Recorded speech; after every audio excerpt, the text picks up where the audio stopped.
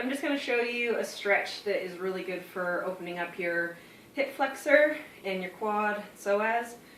When we ride our bikes a lot, we're down in this position working very hard, and it's a big problem that our quads get really tight, hip flexor gets tight, the psoas gets tight, and then when we open up to run, what we really need to run well and run fast is a big open hip extension. And so riding our bikes for a long time works against that. It tightens this all up and makes it very short. And so in order to run well, we want to open this up. And so when you're hanging around at home in the evening, or you have a little extra time on your hands, this is a stretch you can do throughout the day. The more often the better. The more we can open up the hips, the better you're going to run off the bike. So this is a nice soft carpet, but if you don't, put a pillow or cushion of some kind under your knee. Find a wall to put your foot up the wall, and you want to bring your knee as close to the wall as you're comfortable with your flexibility. Then the other leg is going to come out at 90 degrees.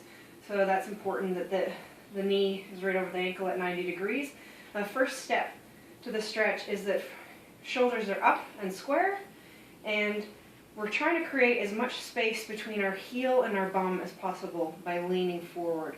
So you're trying to push the hip bone forward, create space between heel and bum, and really you should feel it in your quad, in the hip flexor, right down the whole front.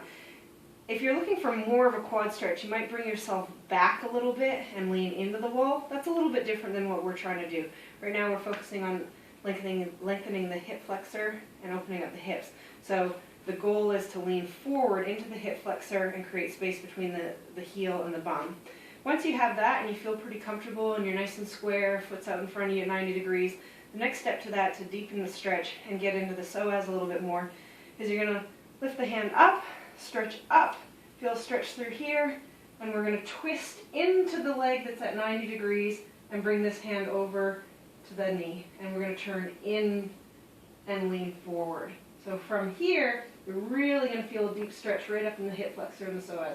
So we're creating a lot of space between the heel and the bum, and really sinking deep forward with the hip and twisting deep into the thigh. I'm going to switch sides for you so you can see the other side.